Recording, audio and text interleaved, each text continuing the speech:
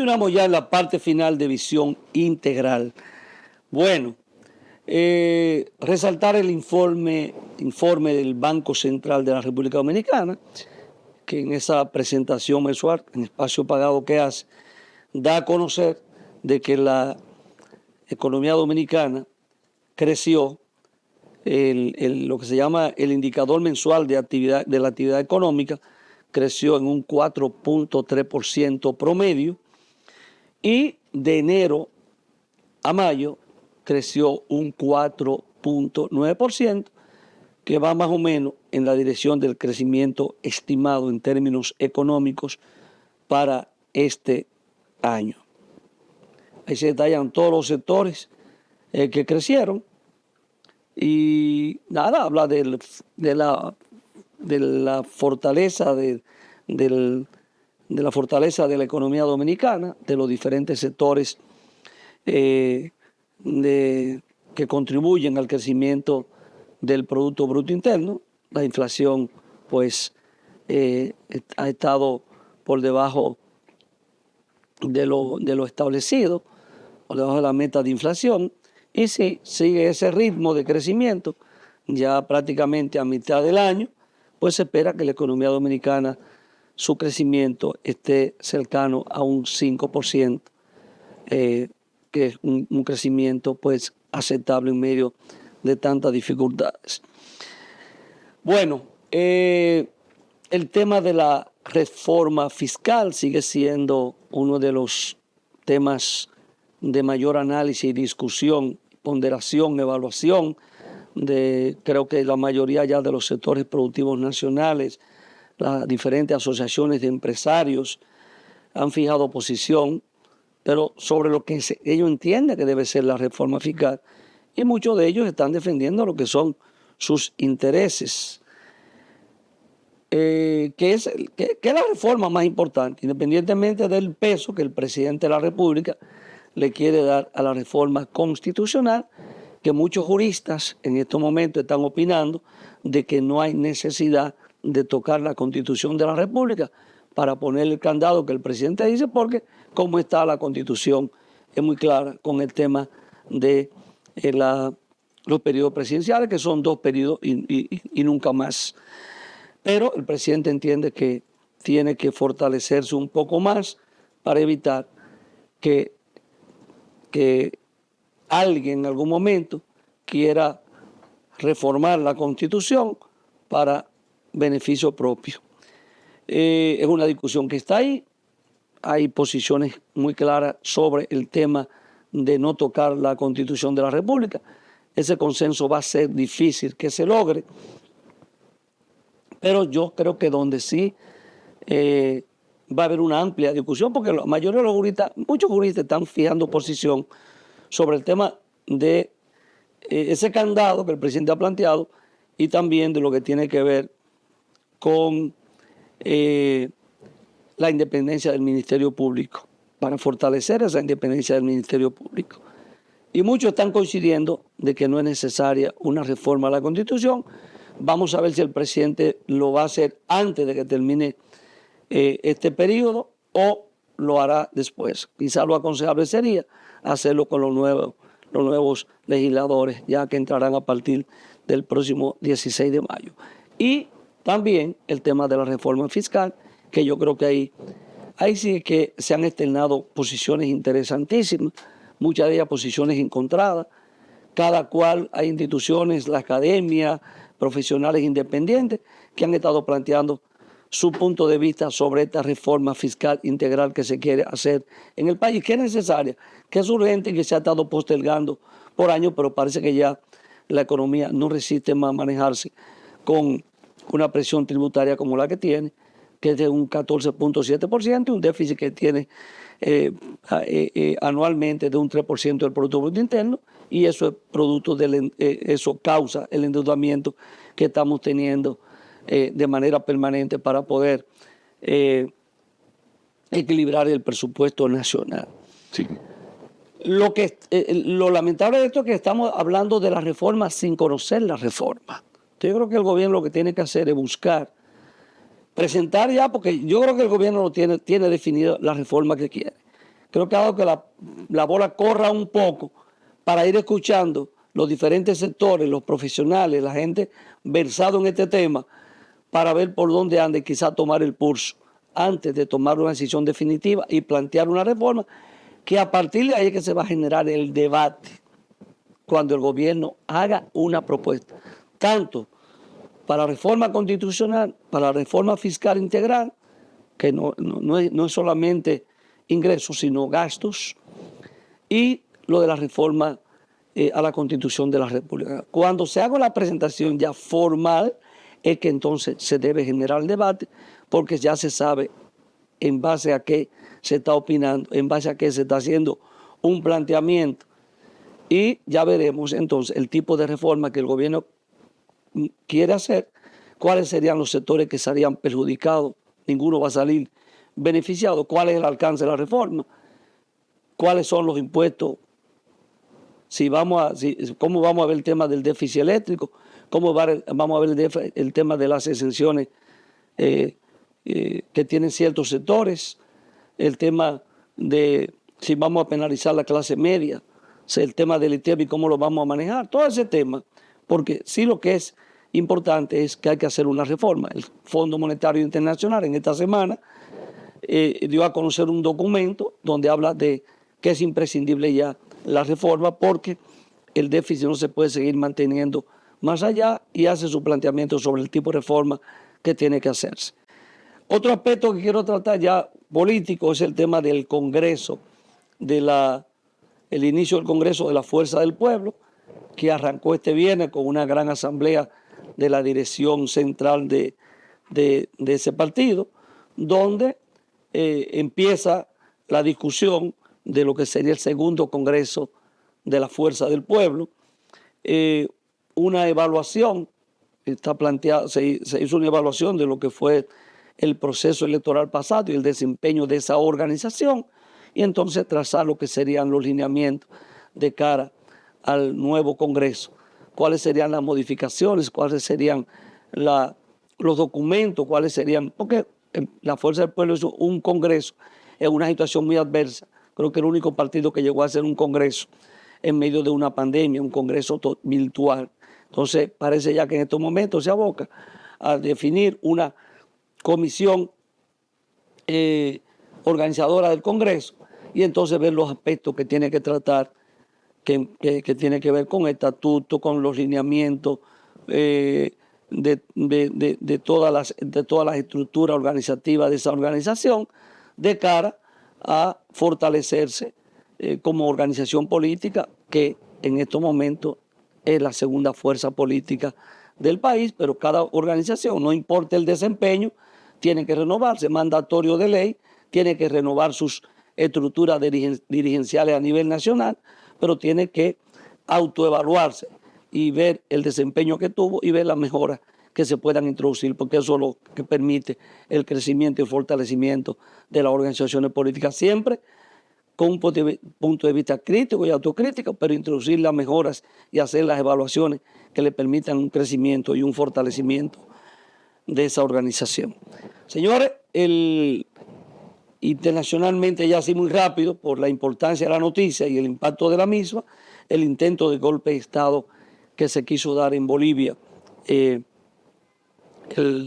miércoles de esta semana. El presidente Luis Arce pues dio a conocer este intento de golpe de Estado. Esto fue tendencia y realmente preocupación en toda América Latina, esos golpes de Estado que uno ya lo tenía en el olvido. Uno empezaba ya que quizá en este siglo XXI no podía haber alguien que se aventurara a un golpe de Estado. Se han dado un golpe de Estado, pero de manera diferente al que se quiso dar ahora, un poco lo que vimos recientemente en el Perú, pero que tienen sus mecanismos constitucionales definidos para en algún momento enjuiciar al presidente, lo que se quiso hacer para impedir recientemente el ascenso en el poder en Guatemala, y algunos intentos más, pero ya a ese estilo de los años 70, 60, 70, 80, esta aventura de este general del ejército, Juan José Zúñiga, uno no lo entiende. Esto fue una aventura, pero intentó dar un golpe de Estado para deponer al presidente electo constitucionalmente, Luis Arce, del movimiento más que movimiento al socialismo, que su líder es Evo Morales. Empezó a hacer críticas en la semana de que iba a impedir y a detener a Evo Morales, que iba a sacar los presos políticos de la cárcel, incluyendo a la expresidenta Yanine Áñez, y que iba a asumir el poder para devolver la democracia a Bolivia. Creo que la población se tiró a la calle. El movimiento al socialismo es una fuerza, diríamos que tiene las fuerzas sociales que se movilizaron para ir a defender el gobierno constitucional. Hubiese sido algo penoso que hubiese ocurrido para la institucionalidad y sobre todo para toda América Latina, porque eso ya es cosa del pasado. Sin embargo, el gobierno parece dejarse que es el gobierno del movimiento al socialismo, de ese movimiento que preside Evo Morales, que lamentablemente han entrado en una división interna en estos momentos. Eso ha debilitado el gobierno. Se ha tejido de parte general de que fue una decisión o que fue una petición del presidente, que nadie le va a creer esa teoría. En estos momentos él está detenido junto a los otros militares que intentaron dar este golpe de Estado. La plana mayor de las instituciones militares fueron sustituidas. Hay una relativa calma en Bolivia, en La Paz, en la capital, pero, señores, esa división que tiene el partido de gobierno en estos momentos, Evo Morales, que quiere ser el candidato de nuevo, y el presidente, que ha entrado en contradicción con Evo Morales, ha ido socavando la base de apoyo de ese gobierno. Dicen que él se ha ido un poco, no derechizando, porque entre ellos dos fueron los principales responsables del año 2006 hasta el año 2019, cuando Evo tiene que salir del gobierno, prácticamente, no por un golpe de Estado, pero por una presión social, fueron quienes pudieron sacar a Bolivia por primera vez del atraso del analfabetismo. 3.5 millones de bolivianos salieron de la pobreza. Se erradicó el analfabetismo en 4 años, un crecimiento nunca antes visto. Sacó de la pobreza y le dio el espacio a esa población mayoritaria que son indígenas. Entonces hoy en día vamos a ver qué pasa, porque el gobierno no tiene mayor oposición. Sin embargo, si persiste la división entre el movimiento, el MAS de Evo Morales, con el presidente, y cada uno se va por un lado, Evo Morales, que tiene la base social y de apoyo, el líder verdadero, y Arce, que tiene la presidencia, que tiene el Estado, que también es la otra parte fuerte, entonces ahí posiblemente puedan perder las elecciones y venir un gobierno diferente al que ha tenido Bolivia en los últimos años, con excelentes resultados en términos económicos. Hoy hay una crisis económica porque la situación no es la misma que cuando gobernó Evo Morales, pero también hay una crisis política planteada con la división que se da a nivel del partido de gobierno. Vamos a ver si se ponen de acuerdo y no permitan que esa división en la cual ellos están en estos momentos totalmente radicalizado, permita que otro partido asuma el poder, que digo, la oposición es bastante débil en estos momentos. Esperemos que en los próximos días la situación de Bolivia se haya podido subsanar este intento de golpe de Estado, que es lamentable que en pleno siglo XXI todavía hay gente con esas mentalidades de los años 60 y 70. Pero cosas como esta, yo estoy seguro que no van a pasar. Finalmente, la situación de Haití, por fin llegaron los primeros 400 soldados de esta Fuerza de Paz Internacional para la Pacificación de Haití, encabezado por Kenia. Llegaron los primeros 400 soldados kenianos para empezar este proceso de pacificación que requiere la República de Haití. Es una situación todos los días más precaria, la cantidad de muertes no se detiene. Fueron recibidos por el primer ministro Gary Conille.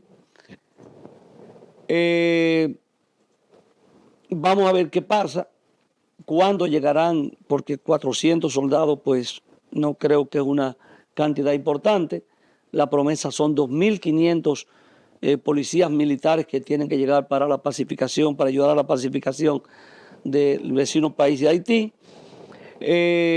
Los compromisos que han hecho los países, diferentes países, para aportar soldados y los recursos económicos, que esperamos que cada uno cumpla con la promesa que ha hecho.